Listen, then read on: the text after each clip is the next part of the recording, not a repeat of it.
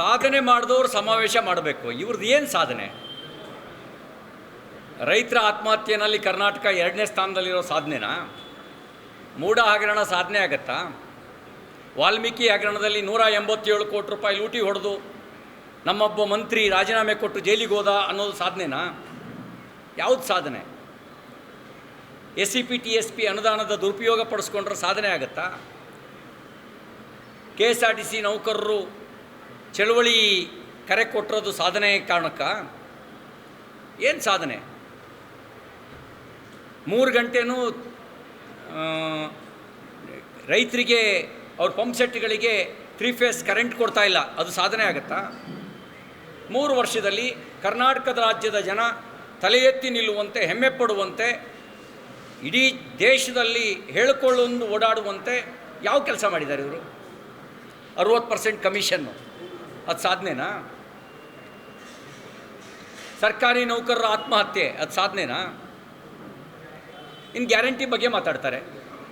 ಮುಖ್ಯಮಂತ್ರಿ ಕುರ್ಚಿ ಎಷ್ಟು ದಿನ ಕೂತಿರ್ತೀನೋ ಗ್ಯಾರಂಟಿ ಮಾನ್ಯ ಮುಖ್ಯಮಂತ್ರಿ ಸಿದ್ದರಾಮಯ್ಯನವರಿಗೆ ಇಲ್ಲ. ಅವ್ರ ಕುರ್ಚಿ ಬಗ್ಗೆನೇ ಅವ್ರಿಗೆ ಗ್ಯಾರಂಟಿ ಇಲ್ಲ. ಇನ್ನು ಯಾವ ಗ್ಯಾರಂಟಿ ಬಗ್ಗೆ ಮಾತಾಡ್ತಾರೆ ಅವರು?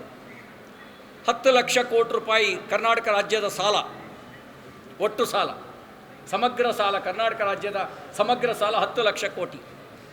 ಸಾಲ ಮಾಡದೆ ಗ್ಯಾರಂಟಿ ಯೋಜನೆಯನ್ನು ಕೊಡುವ ಸ್ಥಿತಿಯಲ್ಲಿಲ್ಲ. ಸಾಧನೆ ಯಾವುದು ಹೇಳಿ? ಇಂಥದ್ದು ಸಾಧನೆ ಅಂಥೇಳಿ, ಇಂತಿಂಥ ಸಾಧನೆ ಅಂತ ಹೇಳಿದ್ರೆ ಆ ಸಾಧನೆ ಬಗ್ಗೆ ನಾವು ಸ್ವಲ್ಪ ಹೆಮ್ಮೆ ಪಟ್ಕೊಳ್ಬೋದು. ಹೆಮ್ಮೆ ಪಟ್ಕೊಳ್ಳುವಂಥ ಸಾಧನೆ ಯಾವುದಿದೆ? ಒಂದು ಕಡೆ BJP ಅವರು ಮೋದಿಯವ್ರು ಕರೆ ಕೊಡ್ತಾರೆ ಸೇವ್ ಫ್ಯೂಗಲ್ಲು ಅದು ಮಾಡಿ ಇದು ಮಾಡಿ ಅಂತ, ಇನ್ನೊಂದು ಕಡೆ ಪೆಟ್ರೋಲ್ ರೇಟ್ ಜಾಸ್ತಿ ಮಾಡ್ತಾರೆ. ಅವ್ರಿಗೆ ನೈತಿಕ ಆಗ್ತಿದೆ ಅಂತ ನಾನು ಕೇಳ್ತೀನಿ, ಪೆಟ್ರೋಲ್ ಡೀಸೆಲ್ ಮೇಲೆ ಕರ್ನಾಟಕ ಸರ್ಕಾರ ಹಾಕಿರುವ ಸೆಸ್ಸು ಟ್ಯಾಕ್ಸು ಜಾಸ್ತಿ ಇದೆಯೋ ಕೇಂದ್ರ ಸರ್ಕಾರದ ಜಾಸ್ತಿ ಇದೆಯೋ?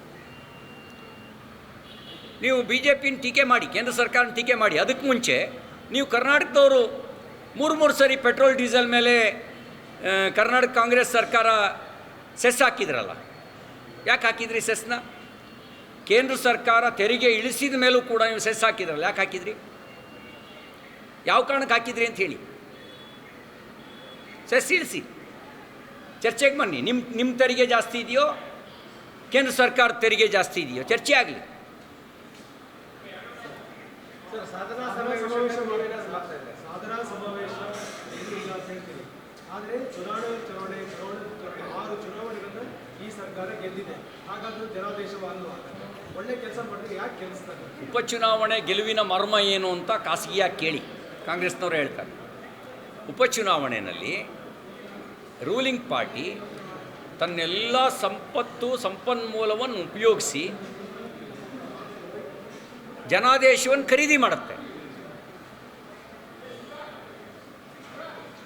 ಗುಂಡ್ಲುಪೇಟೆ, ನಂಜನಗೂಡು ಉಪಚುನಾವಣೆಯಲ್ಲಿ ಗೆದ್ದಿದ್ರಪ್ಪ. 5 ತಿಂಗಳಿಗೆ ಜನರಲ್ ಎಲೆಕ್ಷನ್ ಆಯಿತು, ಸೋತರು. ಏನು ಹೇಳ್ತೀರಿ ನೀವು? ಗುಂಡ್ಲುಪೇಟೆಯಲ್ಲೂ ಸೋತರು, ನಂಜನಗೂಡಲ್ಲೂ ಸೋತರು, ಪಕ್ಕದಲ್ಲಿ ಚಾಮುಂಡೇಶ್ವರಿ ಕ್ಷೇತ್ರದಲ್ಲಿ ಮಾನ್ಯ ಮುಖ್ಯಮಂತ್ರಿಗಳು ಅವರು ಸೋತ್ಬಿಟ್ರು. ಏನು ಹೇಳ್ತೀರಿ ಇದಕ್ಕೆ ನೀವು? ಅಂದರೆ ರೂಲಿಂಗ್ ಪಾರ್ಟಿ ಯಾವ್ದು ಬರುತ್ತೆ ಅವರು ಅಲ್ಲ, ನಾನು ಹೇಳೋದು ಇದನ್ನು ನೀವೇನು ಹೇಳ್ತೀರಿ? ಇದನ್ನು ನಾವು ಅಧಿಕಾರ ಇದ್ದಾಗ ಸಾಲು ಉಪಚುನಾವಣೆಗಳನ್ನು ಗೆಲ್ತಾ ಇದ್ವಿ, ಅಧಿಕಾರ ಕಳ್ಕೊಂಡ್ವಿ. ಜನಾದೇಶ ಉಪಚುನಾವಣೆಯ ಹಿನ್ನೆಲೆಯಲ್ಲಿ ನೀವು ನೋಡಬೇಡಿ. ನೀವು ಬೇಕಾದರೆ ನಿಮಗೆ ಪತ್ರಕರ್ತ ಸ್ನೇಹಿತರಿಗೆ ಅಲ್ಲಿ ಇನ್ಚಾರ್ಜ್ ಇದ್ದವರು ಗೊತ್ತಿದ್ದಾರೆ. ಎಷ್ಟು ಖರ್ಚಾಯಿತು ಅಂತ ಕೇಳಿ, ಆಗ ಅವ್ರು ಹೇಳ್ತಾರೆ ಉಪಚುನಾವಣೆ ಎಷ್ಟು ಕಾಸ್ಟ್ಲಿ ಆಯಿತು ಅಂಥೇಳಿ. ಉಪಚುನಾವಣೆನ ಒಂದು ಚುನಾವಣೆ ಫಲಿತಾಂಶ, ಅದನ್ನು ಜನಾದೇಶ ಅಂತ ಭಾವಿಸಬೇಡಿ. ಜಿಲ್ಲಾಧಿಕಾರಿಗಳು ವರ್ಗಾವಣೆ ಮಾಡಿದ್ದಾರೆ ಸರ್. 6 ತಿಂಗಳಿಂದ DC ಆಗಿದ್ದರು. ಶೃಂಗೇರಿ ಉಪಚುನಾವಣೆಯ ಬಳಿಕ, ಮತ ಎಣಿಕೆಯ ಬಳಿಕ ಈಗ ಅವರು ವರ್ಗಾವಣೆ ಅಂತ ಚರ್ಚೆ ಶುರುವಾಗಿದೆ. ಮತ ಎಣಿಕೆ ಕಾರಣಕ್ಕೆ ಅವರನ್ನು ವರ್ಗಾವಣೆ ಮಾಡಿದರೆ ಅದು ಈ ಸರ್ಕಾರದ ಹತಾಶೆ ಆಗುತ್ತೆ, ಒಂದು ತಪ್ಪು ಸಂದೇಶ ಕೊಟ್ಟಂಗೆ ಆಗುತ್ತೆ. ನನಗೆ ಗೊತ್ತಿರೋಂಗೆ ಅವರು ಸಾಮಾಜಿಕವಾಗಿ ದಲಿತ ವರ್ಗಕ್ಕೆ ಸೇರಿದವರು. ಅವ್ರನ್ನ 6 ತಿಂಗಳಿಗೆ ವರ್ಗಾವಣೆ ಮಾಡಿ ಒಂದು ಕೆಟ್ಟ ಸಂದೇಶವನ್ನು ಈ ಸರ್ಕಾರ ಕೊಟ್ಟಿದೆ. ಅವರು ಆಡಳಿತಾತ್ಮಕ ಕಾರಣಕ್ಕೆ ವರ್ಗಾವಣೆ ಮಾಡಿದರೆ ಅದು ಬೇರೆ ಪ್ರಶ್ನೆ. 6 ತಿಂಗಳಲ್ಲೇ ವರ್ಗಾವಣೆ ಮಾಡಿರೋದು ಅನುಮಾನ ಹುಟ್ಟಿಸಿದೆ. ಶೃಂಗೇರಿ ಕ್ಷೇತ್ರದ ಚುನಾವಣಾ ಫಲಿತಾಂಶದ ನಂತರ ವರ್ಗಾವಣೆ ಮಾಡಿರೋದು ಒಂದು ಅನುಮಾನಕ್ಕೆ ದಾರಿಯನ್ನು ಮಾಡಿಕೊಟ್ಟಿದೆ. ಅಲ್ಲ ಸರ್, ಟ್ರಾನ್ಸ್ಫರ್ದು ದಲಿತ ಕಾರ್ಡ್ದು ಅದಕ್ಕೆ ಸಂಬಂಧ ಆ ಕಾರ್ಡ್ ಕ್ಲೇಮ್ ಮಾಡ್ತಾರೆ. ನಾನು ಹೇಳ್ತಾ ಇರೋದು ಸಿದ್ದರಾಮಯ್ಯನವರು ಯಾವಾಗಲೂ ಹೇಳ್ತಿರ್ತಾರಲ್ಲ, ಅಹಿಂದ ಸಾಮಾಜಿಕ ನ್ಯಾಯ ಅನ್ನೋ ಮಾತನ್ನು ಹೇಳ್ತಾರೆ. ಜಗದೀಶ್ ಶೆಟ್ಟರು ಆವಾಗ ಒಂದು ಮಾತು ಹೇಳಿದರು, ಜಿಲೇಬಿ ಕಂಡ್ರೆ ಇವರಿಗೆ ಆಗಲ್ಲ ಅಂಥೇಳಿ. ಜಿಲೇಬಿ ಕಂಡ್ರೆ ಆಗದೇ ಇದ್ದರೆ ಅದು ಮುಂಚಿಂದಲೂ ಕಂಡ್ರೆ ಆಗ್ತಿರ್ಲಿಲ್ಲ ಅಂತ ಭಾವಿಸ್ಬೋದು. ಆದರೆ ಇಲ್ಲಿ ನೀವು ಅಹಿಂದಾದವ್ರನ್ನೂ ಕಂಡ್ರೆ ಆಗದೆ ಇರೋ ಸ್ಥಿತಿಗೆ ಯಾಕೆ ಬಂದುಬಿಟ್ರಿ ಅಂತ. ಸರ್, ಈಗ ಅವರೇ ನೆಕ್ಸ್ಟ್ ದಲಿತ ಸಿಎಂ ಪರಮೇಶ್ವರೇ ಆಗರ ಚಾನ್ಸ್ ಇದೆ ಅಂತ ರಾಜಣ್ಣ ಅವರು ಹೇಳಿಕೆ ಕೊಟ್ಟಿದ್ದಾರೆ. ಸಿದ್ದರಾಮಯ್ಯ ಇದಕ್ಕೆ ಸಿಳಿದ್ರೆ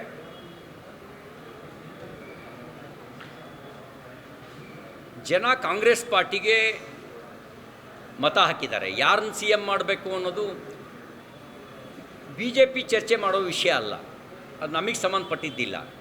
ಆದರೆ ಮೂಗಿಗೆ ಮೊಳಕೈಗೆ ದಲಿತ ಸಿ ಎಂ ಅಂತ ತುಪ್ಪ ಸವರೋದನ್ನೇನು ಅವ್ರು ಬಿಟ್ಟಿಲ್ಲ, ಮಾಡಿಲ್ಲ ಅಷ್ಟೇ. ಅವರು ಯಾವಾಗಲೂ ತುಪ್ಪ ಸವರ್ತಾ ಬಂದಿದ್ದಾರೆ, ದಲಿತ ಸಿ ಎಂ ಅಂತ. ಹಾಗೆ ದಲಿತ ಸಿ ಎಂ ಅಂತ ಮೂಗಿಗೆ ಮೊಳಕೈಗೆ ತುಪ್ಪ ಸವರಿರೋದು ಲೆಕ್ಕಾಚಾರದಲ್ಲಿ ಆಗೋದಾಗಿದ್ದರೆ ಮಲ್ಲಿಕಾರ್ಜುನ್ ಖರ್ಗೆ ಅವರು ಮುಖ್ಯಮಂತ್ರಿ ಆಗಬೇಕಿತ್ತು, ಬಾಬು ಜಗಜೀವನ್ ರಾಮ್ ಅವರು ಪ್ರಧಾನಮಂತ್ರಿ ಆಗಬೇಕಿತ್ತು, ಇಲ್ಲಿ ಪರಮೇಶ್ವರ್ ಅವರು 2013ರಲ್ಲೇ ಮುಖ್ಯಮಂತ್ರಿ ಆಗಬೇಕಿತ್ತು. ಆ ಥರ ಏನಾರು ಆಗಿದ್ದರೆ ಮೂಗಿಗೆ ಮೊಳಕೈಗೆ ತುಪ್ಪ ಸವರ್ತಾರೆ. ಬಸವಲಿಂಗಪ್ಪನವರಿಗೂ ತುಪ್ಪ ಸವರಿದ್ರು. ಬಸವಲಿಂಗಪ್ಪನವರು ಆ ಕಾಲದಲ್ಲಿ ಅವ್ರ ಹೆಸರು ಅವರಿಗೂ ತುಪ್ಪ ಸವರ ಕೆಲಸ ಮಾಡಿದರು. ಸರ್, ಒಂದು ಕಡೆ DK ಸುರೇಶ್ ಅವರು ನಿನ್ನೆ ಹೇಳ್ತಾರೆ, ರಾಹುಲ್ ಗಾಂಧಿ ವಿದೇಶದಲ್ಲಿ ಭಾರತ ಬಗ್ಗೆ ಮಾತಾಡಿದರೆ ದೇಶದ್ರೋಹಿ ಅಂತಾರೆ. ಇವತ್ತು ಮೋದಿ ಅವರೇ ವಿದೇಶದಲ್ಲಿಟ್ಟು ದೇಶದ ಮಾನ ಹರಾಜಾಗ್ತಾರೆ, ಏನು ಹೇಳ್ತೀರಾ? ಕ್ಲಾರಿಟಿ ಕೊಡಿ ಅಂತ ಕೇಳ್ತಾ ಇದ್ದಾರೆ. ಮಾನ ಹರಾಜು ಹಾಕೋ ಕೆಲಸನ ಏನೂ ಮಾಡಿಲ್ಲ. ಜಾಗತಿಕವಾಗಿ ಅವ್ರು ಹೇಳಿದ್ದಾರೆ. ಜಾಗತಿಕವಾಗಿ ಇವತ್ತು ಯುದ್ಧ ಅನ್ನೋದು ಕೇವಲ 2 ದೇಶದ ಮೇಲೆ ಪರಿಣಾಮ ಬೀರಲ್ಲ, ಜಗತ್ತಿನ ಮೇಲೆ ಪರಿಣಾಮ ಬೀರುತ್ತೆ. ಜಗತ್ತಿನ ಬಹುತೇಕ ರಾಷ್ಟ್ರಗಳು ಬಡತನದಿಂದ ಮುಕ್ತರಾಗಿ ತನ್ನ ದೇಶದ ಜನತೆಯನ್ನು ಬಡತನ ಮುಕ್ತರಾಗುವಂಥ ಮಾಡುವಂಥ ಒಂದು ಕಾರ್ಯದಲ್ಲಿ ಯಶಸ್ಸನ್ನು ಕಂಡಿದ್ದಾರೆ. ಅದು ರಿವರ್ಸ್ ಆಗುತ್ತೆ ಅಂತ ಜಗತ್ತನ್ನು ಕುರಿತು ಹೇಳಿದ್ದಾರೆ. ಅವರು ಅಲ್ಲಿ ಜಗತ್ತನ್ನು ಕುರಿತು ಹೇಳಿರೋದು, ಭಾರತವನ್ನು ಕುರಿತು ಹೇಳಿಲ್ಲ. ಜಾಗತಿಕವಾಗಿ ಜಗತ್ತನ್ನು ಕುರಿತು ಹೇಳಿದ್ದಾರೆ. ಇವರಿಗೆ ಜಾಗತಿಕವಾಗಿ ಹೇಳಿರೋ ಸಂಗತಿನೂ ಅರ್ಥ ಆಗದೇ ಇದ್ದರೆ ಇನ್ನೇನು ಅರ್ಥ ಆಗುತ್ತೆ, ಇನ್ನೇನು ಅರ್ಥ ಮಾಡ್ಕೊಳ್ಬಲ್ರು. ಈಗ ಯುದ್ಧದ ಕಾರಣದಿಂದ ಇಂಧನ ದರ ಏರಿಕೆ ಜಾಗತಿಕವಾಗಿ ಆಗಿರೋ ಸುಳ್ಳ, ಅದ್ರ ಪರಿಣಾಮ ಜಗತ್ತಿನ ಮೇಲೆ ಆಗಿರೋ ಸುಳ್ಳು ನಿಜನ, ಅದನ್ನು ಹೇಳಿದ್ದಾರೆ ಅವರು. ಕೃಷ್ಣ ಬೈರೇಗೌಡರು ಒಂದು ಕಡೆ ಹೇಳ್ತಾರೆ, ನಾವು ಸರ್ಕಾರ ಬಂದು 3 ವರ್ಷ ಆದಮೇಲೆ ಜನರಿಗೆ ಒಳ್ಳೇದು ಮಾಡಿದ್ದಕ್ಕೆ ನಮಗೆ ಅಧಿಕಾರ ಕೊಟ್ಟಿದ್ದಾರೆ, ಅವರು ಅಧಿಕಾರ ಸರಿಯಾಗಿ ಕೆಲಸ ಮಾಡಿಲ್ಲ, ಅದಕ್ಕೆ ಅವ್ರ ಮನೆ ಕಳಿಸಿದ್ರು. ಇವೆಲ್ಲ ಗೊತ್ತಾಗೋದು 2028ಕ್ಕೆ. ಒಳ್ಳೆ ಕೆಲಸ ಮಾಡಿದಾರೋ ಬಿಟ್ಟಿದ್ದಾರೋ ಅನ್ನೋದು ಗೊತ್ತಾಗೋದು 2028ಕ್ಕೆ. ಅಷ್ಟೆಲ್ಲ ಅವ್ರು ಕರೆಕ್ಟಾಗಿ ಮಾಡಿದರೆ ಯೂನಿಫಾರ್ಮ್ ಬದಲಿಗೆ ಹಿಜಾಬ್ ಹಾಕ್ಕೊಂಡು ಬರ್ಬೋದು ಅಂತ ಹೇಳುವಂಥ ದುಸ್ಥಿತಿ ಬರ್ತಿರಲಿಲ್ಲ. ಬ್ಲ್ಯಾಕ್ ಮೈಲಿಗೆ ಮಣಿಯುವಂಥ ದುಸ್ಥಿತಿ ಬರ್ತಿರಲಿಲ್ಲ. ಬ್ಲ್ಯಾಕ್ ಮೈಲಿಗೆ ಮಣಿದಿದ್ದಾರೆ ಅಂತ ಹೇಳಿದ್ರೆ ಅವ್ರಿಗೆ ಅನಿಸಿದೆ ಎಲ್ಲೋ ನಮಗೆ ಥ್ರೆಟ್ ಇದೆ, ಅಟ್ಲೀಸ್ಟು ಡೆಪಾಸಿಟಾರು ಉಳಿಸ್ಕೊಳ್ಳೋ ಅಷ್ಟಾದರೂ ವೋಟ್ ಬ್ಯಾಂಕನ್ನು ಉಳಿಸ್ಕೊಳ್ಳೋಣ ಅನ್ನೋ ತೀರ್ಮಾನಕ್ಕೆ ಬಂದಿದ್ದಾರೆ. ಸರ್, ರಾಷ್ಟ್ರೀಯ ಅಧ್ಯಕ್ಷರು ಫಸ್ಟ್ ಟೈಮ್ ಬೆಂಗಳೂರಿಗೆ ಬರ್ತಾ ಇದ್ದಾರೆ, ಏನು ಹೇಳ್ತಾರೆ? 24ನೇ ತಾರೀಕು 23ನೇ ತಾರೀಕು ಬೆಂಗಳೂರಿಗೆ ಬರ್ತಾರೆ. 24ನೇ ತಾರೀಕು ಪಕ್ಷದ ಪ್ರಮುಖರ ಜೊತೆನಲ್ಲಿ ಅವ್ರ ಸಭೆ ಇದೆ. ಮೊದಲನೇ ಬಾರಿಗೆ ರಾಷ್ಟ್ರೀಯ ಅಧ್ಯಕ್ಷ ಆದಮೇಲೆ ನಿತಿನ್ ನಬೀನ್ ಅವರು ಬರ್ತಾ ಇದ್ದಾರೆ. ನಮಗೊಂದು ಸಂತೋಷ ಸಂಗತಿ ಏನು ಅಂದರೆ, ಅವರು ಕೂಡ ಒಬ್ಬ ಸಾಮಾನ್ಯ ಕಾರ್ಯಕರ್ತನಾಗಿ ಭಾರತೀಯ ಜನತಾ ಪಾರ್ಟಿ ಯುವ ಮೋರ್ಚಾದಲ್ಲಿ ಭಾರತೀಯ ಜನತಾ ಪಾರ್ಟಿಯಲ್ಲಿ ಅನ್ಯಾನ್ಯ ಜವಾಬ್ದಾರಿಯನ್ನು ಬಿಹಾರ ರಾಜ್ಯದಲ್ಲಿ ಮತ್ತು ರಾಷ್ಟ್ರೀಯ ಮಟ್ಟದಲ್ಲಿ ನಿರ್ವಹಿಸಿ ಈಗ ರಾಷ್ಟ್ರೀಯ ಅಧ್ಯಕ್ಷರಾಗಿದ್ದಾರೆ. ಕಾರ್ಯಕರ್ತರಿಗೆ ಆ ರೀತಿ ಅವಕಾಶ ಕೊಡೋದ್ರೊಳಗೆ ಅಗ್ರಗಣ್ಯ ಪಾರ್ಟಿ ಅದು ಬಿ ಜೆ ಪಿ ಒಳಗೆ ಕಾರ್ಯಕರ್ತರು ಯಾವ ಸ್ಥಾನಕ್ಕೆ ಬೇಕಾದರೂ ಮುಟ್ಟಲಿಕ್ಕೆ ಸಾಧ್ಯ ಇದೆ. ಹಾಗಾಗಿ ಒಬ್ಬ ಸಾಮಾನ್ಯ ಕಾರ್ಯಕರ್ತ ಪಕ್ಷದ ಅತ್ಯುನ್ನತ ಹುದ್ದೆಯನ್ನು ಅಲಂಕರಿಸಿರೋದು ನಾವೇ ಆ ಜಾಗವನ್ನು ಕೂತಿದ್ದೇವೆ ಅನ್ನುವಷ್ಟು ಸಂಭ್ರಮ ನಮಗೆ ಆಗ್ತಾ ಇದೆ. ಅವರಿಗೆ ನಾವು ಸ್ವಾಗತಿಸ್ತೀವಿ.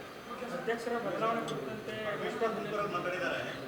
ಬೆಂಗಳೂರಿನಿಂದ ತುಮಕೂರಿಗೆ ಕೇವಲ 60-70 ಕಿಲೋಮೀಟರ್ ಇದೆ. ನಮ್ಮ ತುಮಕೂರಲ್ಲೂ ಕೂಡ ನಾವು ಬೆಂಗಳೂರು ಉತ್ತರ ಜಿಲ್ಲೆಯಾಗಿ ಘೋಷಣೆ ಮಾಡಬೇಕು ಅಂತ ಹೇಳಿ ನಮ್ಮ ಮಾತು.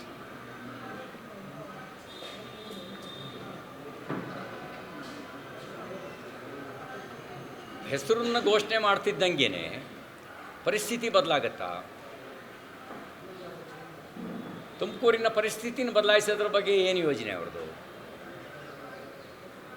ಆಮೇಲೆ ಆ ಬೇಡಿಕೆ ಬರ್ಬೋದು.